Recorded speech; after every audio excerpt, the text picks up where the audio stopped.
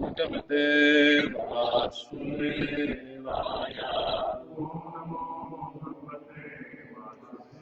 ॐ नमो भगवते वासुदेवाय।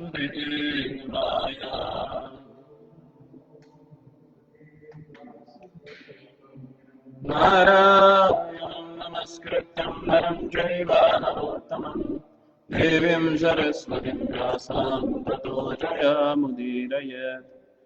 नष्टप्रायेषु भद्रेषु नित्यं भागवत सेवया भगवति उत्तमा श्लोके भक्तिर्भवति नैष्ठिकी। कृष्णाय वासुदेवाय देवकी नन्दनाय च नन्दगोपकुमाराय गोविन्दाय नमो नमः। नमो नलिननेत्राय वेणुवाद्याविनोदिने राधाधरसुधापान शालिने वनमालिने महाभागस्वरूपास्त्वं कृष्णप्रिया प्रेयसी प्रेमभक्तिप्रदे देवी निराधिका नमोऽस्तुते। नमो विश्वस्वरूपाय श्वसित्यन्तहेतवे विश्वेश्वराय विश्वाय गोविन्दाय नमो नमः। नमो विज्ञानरूपाय परमानन्दरूपिणे कृष्णाय गोविन्दाय गोपीनाथाय ते नमः। Hare Krishna. So today we are going to discuss from 10th canto of Srimad Bhagavatam, chapter number 52, where Mother Rukmini sends message to Lord Krishna. It is very wonderful topic actually, which explains the love between their Lordship and Mother Rukmini. In the beginning of this chapter, Maharaj Parikshit, he asked question to Srila Shukadeva Goswami. He says, Bhagavan Bhishmaka Sutam Rukminim Ruchirananam Rakshasena Vidhanena Upameyem Iti Shrutam. He said, the Supreme Lord married Rukmini, the beautiful faced daughter of Bhishmaka, in the Rakshasa style. And that's why I've heard. So can you explain me about? As per the Vedic system, there are 8 kinds of vivaha. Brahma, Prajapatya, Arsha, Gandharva, Vaishachiki, then Rakshasa. So,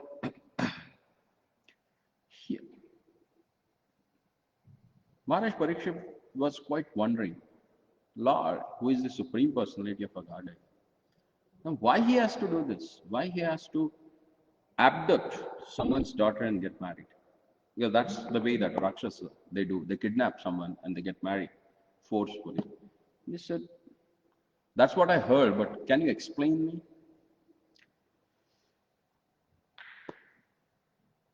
Bhagavan Shrotam Ichhami Krishnasya Amita Tejasaha Yatha Maghada Shalvadin Jitva Kanyam Upaharan. He says, my Lord, I wish to hear how the immeasurably powerful Lord Krishna took away his bride while defeating such a kings as Magadha and Shalva.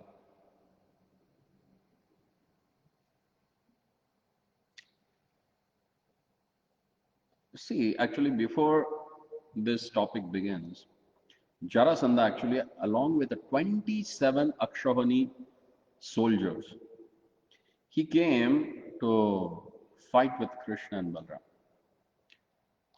And Lord pretended to be like he is afraid of them, so he ran from the battlefield. And both they climbed up on the Pravershan mountain And then Jarasandha, he thought that, oh, he's totally coward and he's fearful of us and he has ran away from this battlefield. So let us burn him. So what they did, the whole mountain was fire. And Jarasandha thought that now they must have burned in that fire, and they just returned back. After hearing that, one should not think that, oh, that must be, Lord must be a coward. But here he says that, I would like to hear about the Lord who is Amita Tejasa. Amita Tejasa means immeasurably. Amita. Mita means something that you can measure. And Amita means immeasurable. My Lord's powers are immeasurable. So don't think that he was fearful of Magad king, Magadha, that's what they call, like Jarasandha. But he says that here he has defeated this king Jarasandha. So don't think that he is afraid of him. So let me hear about his glories. Brahman Krishna Katha Punya Madhavir Loka Malapaha Kona Trupyante Shunvaha Shutodnyo Nitya Nutanaha. Here the characteristics of Krishna Katha, the pastimes of Lord has explained. How they are? He says Madhvi. Madhvi means sweet. Sweeter than honey. And Malapaha. Malapaha means which cleanses mala, contamination from your heart. Konu trupyante shunvanaha. Who will get satisfied? By hearing those pastimes. No one will his mind will not satiated by hearing the Lord. He would like to hear more and more about the Lord. Shrutadnyo nitya nutana. And he says Shrutadnya, the person who hears about that, he is a really good hearer. Shrutadnya, who knows what one should hear. And the last, he says, these pastimes are nitya nutanaha. Because Lord, he himself is nitya nutana. Once, one very famous painter, he came to Dwarka and he wanted to make a painting of the Lordship. And he started scrubbing on the canvas. He saw the Lord and he was just painting. And like each and every moment, Lord's beauty was increasing. So he was not able to capture that on his crayon, you know. He was like confused. What should I do? Because Lord is Nitya Nutuna Navayaman. He is always newer and newer and newer. So he was amazed what to do. He was not able to understand that. And he started praying to the Lordship itself. Help me out. I want to make a painting of you. But he was not able to do that. Then there comes Devarshi Narad. And he said, I will give you one nice canvas. You can paint it on that. And then he gave him one frame. And he said, take it and present it to the Lord. And tell him that this is what his picture is. So he went and the painter was so happy, you know. Immediately he took that frame and he went in front of the Lord and he gave it to the Lord. He said, this is what you. What was that frame? It was mirror. Because it's Lord, you know, he was like a Nitya Nutana Navayaman. He was always having a newer and newer beauty. So after hearing the inquiry from Parikshit Maharaj, or his inquisitiveness, by seeing his inquisitiveness, Badarayani, the son of Vyasadeva, he said, Sri Shukadeva Goswami, Raja asid Bhishmako nama Vidarbhadi Pati Mahan Tasya Pancha Bhavan Putraha Kanyeka cha Varanana. Badarayani, the Shukadeva Goswami said, there was a king named Bhishmaka, the powerful ruler of Vidarbha. He had 5 sons and 1 daughter of lovely countenance. Varanana. Actually, Sridhar Goswami Pad, who wrote the first commentary on Srimad Bhagavatam, he says this Varanana means the most beautiful lady with a wonderful character. So Mother Rukmini, the first quality of her is explained by Badarayani, Srila Shukadeva Goswami, that she is lovely and with a wonderful character, Varanana. And then he explains about the names of her 5 elder brothers. Rukmi Agrajo, Rukma Ratho, Rukma Bahur, Anantaraha, Rukma Kesho, Rukma Mali, Rukmanyeshaha, Swasa Sati. Again, the second quality has explained here. Sati. The names of her brothers starts with Rukma. Rukma means gold. So everyone was like a gold. Rukma, Rukma Ratha, Rukma Bahu, Rukma Kesho, Rukma Mali. And then come Swasa Satihi. Swasa means Sahodari, born from same mother. So after these 5 brothers, Mother Rukmini was born. And how she is? Sati. Sati means with a saintly character. Being the daughter of king, she was a Sati with a saintly character. Then he says, Sopashratya Mukandasya Rupa Virya Gunashriyaha Grihagataihi Giyamanas Stam Mene Sadrusham Patim.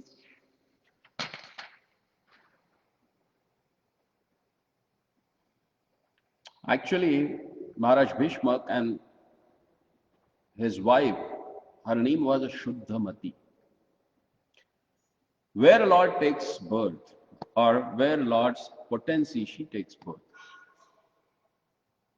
In the Harivansh Puran, they have wonderfully explained about the characteristics of Maharaj Bhishmak and his wife Shuddhamati. The Lord's potency is born to them who are having a Shuddhamati, whose intelligence is purified. And Maharaj Bhishmak was none other than the emblem of Vijitendriya, the person who has conquered his senses. So Mother Lakshmi was born to them as a Rukmini. And when she grown up, Maharaj Bhishmak was, because it was told in the beginning itself that Mother Lakshmi will take birth at their house and she will be getting married with Lord Krishna. Since the day she got conceived and her mother was carrying in her womb, her mother's heart was getting attracted toward Gokul, because there where Lord Krishna was performing pastimes. And she was eager to hear more and more about Lordship. Why is it so? Because Lord's eternal potency is taking birth in their house. So since beginning, it was fixed that she is going to get married with Lord Krishna. On top of that, how she got more and more attracted to the Lord, that is explained here in this sloka. So apishrutya mukundasya rupa virya gunashriyaha griha gatai giyamanastam mene sadrusham pati. Many of the travelers, brahmanas, the great personalities, whenever they used to travel from Dwarka and they used to visit Vidarbha, they used to come and they used to glorify the wonderful qualities of Krishna. They used to speak about Lord's beauty, his wonderful character, his powers, and his most of his opulence, because he is a Mukunda, he is the one who gives liberation to everyone. And by hearing about the Lord, she accepted him as her husband. Maine Patim, that's what Shukadeva Goswami says. And she totally thought in her mind that this person is perfect as my husband. So generally here it explained that what are the characteristics of the husband, what woman looks for in her husband. The first thing is Rupa, he should be handsome. Second thing, not only Rupa, more than Rupa is Guna. He should have a wonderful characteristics. good qualities. More important that Shriya, because if you want to have a grahastha ashram, you need to have opulences, You need to have some wealth with you. So that's what they look for. And as per the Samudrika Shastra, this is what explained that what one should look in husband and what they should look in wife. When someone is looking for a good bride and bridegroom, then what are their characteristics? So here the characteristics of Vara, means husband, has explained. The next verse, what are the qualities of Vadhu, the bride? How she should be? What should be her characteristic? Those are explained in the next verse. There Shukadeva Goswami says, Tam buddhi lakshanau avdarya rupashila gunashrayam krishnasya sadrushim bharyam samudvodhum manodadhe. Lord Krishna knew that Rukmini possessed intelligence, auspicious bodily markings, beauty, proper behavior, and all other good qualities, concluding that she would be an ideal wife for him. He made up his mind to marry her. So here in this verse, two words are there, Sadrushim Patim and Sadrushim Bharya. So Sadrushim Patim is an ideal husband for Rukmini, is Lord Krishna himself. And Sadrushim Bharya is ideal wife for Sri Krishna, that is Rukmini ji. So there are these 5 qualities that have been explained in this particular verse, that should be possessed by the would-be wife. And one should look for this quality in wife. Because Lord, whenever He appears to set some examples for us. He appears to set some codes of conduct according to our ashram. So here, he's showing us that whom we should get married, and what we should look for in would-be husband and would-be wife.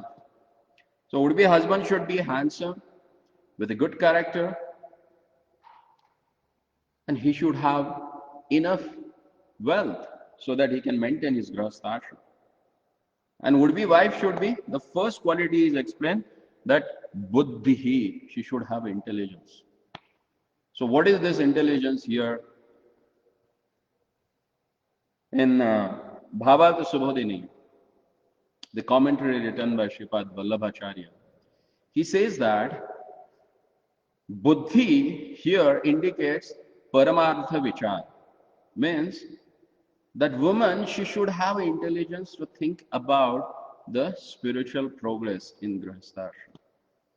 She should help her husband to make a progress in spiritual life. For that she needs a buddhi. So she should be intelligent. And then he says, if buddhi is not there, then what happens? He says that clearly, buddhi anyatha graham vinashrati. If she is not intelligent, then she will destroy the family. The next guna that has explained here, that is lakshanam.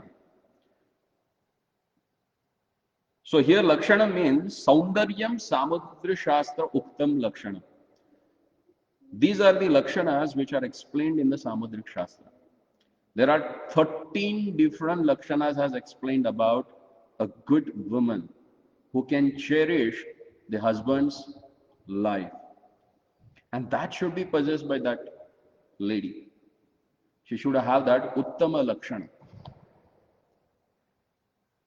If those uttam lakshanas are not there, then it said, Stri lakshana rahita bhagyar ahiteva bhavati.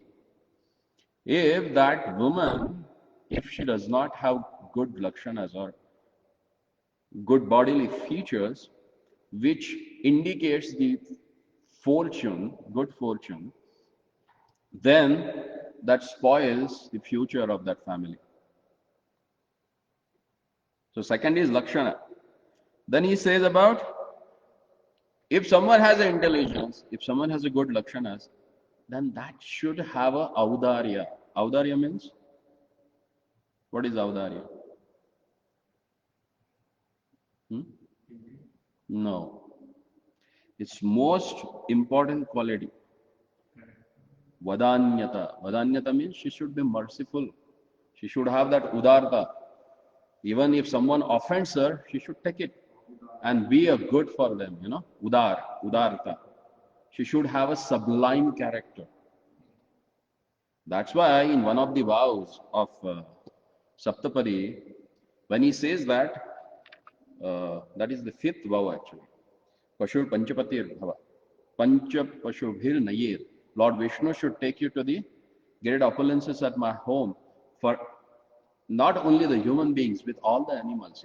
So she should be sublime so much that she should show her gratitude and her love for each and everyone at the home. If that guna is not there, then Srimad Vallabhacharya says, Audarya abhave lubdha sarvameva purushartha nashyate. If you don't have udartha, vadanyata, then what happens? All purusharthas, dharma, artha, kama, moksha, all will get destroyed if you are not compassionate. Then the fourth one, that is rupa. If you don't have a beauty which can attract the husband, what's the use of marriage? He says clearly here, rupa habave vyartho vivaha. So that should be beautiful. And the most important characteristic, that is Sheelam. Sheelam means good character. If someone does not have a good character, then Sheela abhave adharma jayate. If you don't have a good character, then you are going to commit sins. So if someone is looking for a bride, then he should look for these qualities in that woman. If she is having that qualities, then your family life, your marriage life will be wonderful. And someone who has such a kind of a wife is a really blessed person in this world. This is what Lord actually teaching us, that what one should see through as a would-be husband and would-be wife. And then further, she knows that she has to get married with the Lordship. But she was knowing that her brother is not friendly with the Lordship, because he is good friend of Shishupal and Dantavakra. That means he is a deadly enemy of Lord Krishna. He was so envious of him, and he will not be ready to get her married to the Lordship. Even though Maharaj Bhishma, he wanted that she should get married. Even other four brothers, they were agreed also that our sister should get married to Krishna because he is the suitable husband for her. Bandhunam ichhitam datum Krishnaya bhaginim nrupa tato nirvaya Krishna dvid Rukmi chaidyam manyata. Because Rukmi envied the Lord, O king. He forbade his family members to give his sister to Krishna, although they wanted to. Instead, Rukmi decided to give her to Shishupal. Then that time, Mother Rukmini, what she thought, that has explained here. Tadevatya sita pangim vaidharvi durmana bhrasham vichintyaptam dvijak kanshit krishnaya prahino uddritam. Dark-eyed Vaidharvi, Mother Rukmini, was aware of this plan, and it deeply upsets her. Analyzing the situation, she quickly sent a trustworthy Brahmana to Krishna. And then that Brahmana, he came. As soon as he came to Dwarka, their lordship immediately came down from his throne and seated him. Then the Lord worshipped him, just as he himself is worshipable by the demigods. Here Lord shows, being a Grihastha, how you should honor Brahmanas. It said that, Upavesha Haryam Chakre Yathatmana Divaukasaha. He just got down and offered worship as he was worshipped by the others. Tam bhuktavantam vishrantam upagamyam satam gatihi. Paninabhim drashan padavyak drasta aprishata. See how wonderfully Lord is explaining that how one should have an interaction with the Brahmana. First he called him, made him eat, asked him to take rest. When he was taking rest, Lord went and he started massaging his feet while that Brahmana was taking rest. And very sweetly and patiently he asked him. What he asked, see, this shows what is your consciousness. The person with what consciousness, what question he asks to others. The person with the elevated consciousness, what he will ask for, and whom what he will ask for. So here Lord is asking this Brahmana. Listen carefully, it's very important. It says that, Kashid Vijavarastreshta dharmaste vriddha sammataha vartate nati krichena santushta manasaha sada. He asked, Kashid Vijavarastreshta, O best of the exalted Brahmana, your religious practices sanctioned by senior authorities proceeding without any great difficulty. Is your mind always fully satisfied? When you meet Brahmana, what you should ask about? You asked about his sadhana, how it's going on. Is there any difficulty in that? And that sadhana should be authorized by authority. It's not that some Tom, Dick, Harry says and you have to do it and you are doing it. No. Clearly the Lord says, Vriddha sammataha. So here Vriddha means not only by the age, Vriddha means experienced. So how's your sadhana?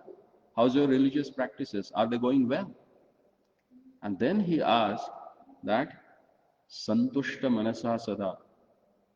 Is your mind satisfied? That the first quality of Brahmana is, he is santushtaha. Then further Lord says, why he particularly asked about that? Lord, he is himself explaining. Why he is asking about whether he is satisfied or not. He says that, Santushto yarhi vartate brahmano yena kenachit ahiyamanaha swadharmats hasya akila kamadhuk. When Brahmana is satisfied with whatever comes his way and does not fall away from his religious duties, those very religious principles become his desire cow, the wish-fulfilling cow, Kamadhu. So if Brahmana is satisfied within his heart with whatever that comes to him, and he is truly and properly engaged in his religious activities, then that same dharma, what he is following, becomes a wish-fulfilling cow, that becomes a Kamadhu. And that's why you see the Brahmana, the real Brahmanas, they don't beg, they don't ask for money. Because they know the person who is giving everyone, he is providing me also. They have full faith in Lord's protection. That's the fine quality of the Brahmana. Brahmana means who santushta sarvada, who is always satisfied. And second thing, always engaged in his own sadhana, following his own dharma. And we have plenty of those examples. And then he says, If someone is asantushta, then what happens if someone is not satisfied? He says, asantushto asatprulo lokan napnyoti sureshwaraha akinjan api santushta shete sarvanga vijwaraha. He says, unsatisfied Brahmana wanders restlessly from one planet to another. Even if he becomes king of heaven, but a satisfied Brahmana, though he may possess nothing, rests peacefully, all his limbs free from distress. In Vidur Niti, as explained in Mahabharata, Vidura, he has given a course of conduct to Dhritarashtra. There he says there are 7 kind of people, they can't sleep, And one of them is who is not satisfied. The person who is not satisfied with what he has, he can't rest peacefully. Here they say RIP, rest in peace. If throughout life that guy is not satisfied at all, is he going to rest in peace? That's not possible. If you really want to rest in peace, then you should be satisfied. If you read 3rd chapter of Bhagavad Gita and 2nd part, or not the last part, where the qualities of Sthita Prajna has explained. 3 times Lord explains about who can attain the Shanti. Nachayuktasya bhavana, nacha bhavayatah Shanti. If someone is not connected with the Lord, he is not going to get peace. Because who can get peace? As explained in the last verse of 5th chapter. What's that? Bhoktaram Vyadnyatavasam Sarvaloka Maheshwaram Surudham Sarvabhutanam Nyatvam Shanti Mukshati. If someone knows that the real enjoyer is Lord Himself, He is the owner of all the planets. On top of that, being the greatest enjoyer, being the greatest controller, still He is a Surudha, He is a friend. Have you seen any big personality who is having immeasurable powers can be a good friend of anyone? It's not possible. But all controversies resolve in their lordship. Even though he is the greatest controller, the greatest enjoyer, but still he is a friend of each and everyone. So Rudra, he is the real friend. That person may stay in the heavenly planets or maybe in the worm in the stool. Lord resides in their heart. That is his surudhata. That is his friendliness. And who knows this, he attains the peace. And Brahmana is he who understands this concept. And that Brahmana achieves the Shanti. That Brahmana is Santushta. Even in the episode of Vamandev, when he asked, give me the 3 steps of mine. Bali Maharaj says, what is this? At least you should ask my steps because I'm having he was a big personality. He said, you will get at least you will get a place to sit. By your 3 bits, you are not going to get anything. Then there Vamandev says, if someone is not satisfied what he gets with, even you give him 3 worlds, he will not get satisfied then. And in the 11th canto, the definition of Daridri has explained. Naradji says, Yona sa santushtaha sa daridraha. If someone is not satisfied with what he has, he is a daridri. That may be a Bill Gates, maybe a Rockefeller. They are having immeasurable wealth, but they are not satisfied. What's the use? But here says that even though akinchanopi santushta shete sarvanga vijvaraha, the person who does not have anything, but if he is santushta, then he has everything of this world, that is peace. Like once, Mother Lakshmi, she asked their Lordship, how many of you have seen Lord Balaji's Vigraha? All of you have seen. How he stands? Like this. What it indicates? Huh? Huh? Huh? Abhayam. Once Mother Lakshmi asked, why you are indicating your hands toward your feet? What is there? What is hidden there? Lord says, I give everything to everyone. You know? With one hand, he offers everything. Tathastu. You ask and he gives you. But one thing that he never gives that very easily. Huh? Peace. Shanti. He said that Shanti is at my feet. You take shelter of my feet, you will get peace. And that's why always he indicates one hand. You go Guruvayurappan, he is standing like this also. What it means? You take shelter at my feet and you will attain that peace. So Santushta, his Saha, that person is satisfied who has taken shelter at the lotus feet of Lord. And this Brahmana is of that kind, you know. That's why Mother Rukmini chose that person. So he is the one who can carry my message. So that indicates who carries the Lord's message. The person who is santushta, who is satisfied in his heart. Only he can give it to you, that satisfaction. Because he possesses that. Does it make sense? And to be continued tomorrow evening. If you like to hear, come at 6 o'clock. Hare Krishna. Sri Krishna Chandra Bhagavan ki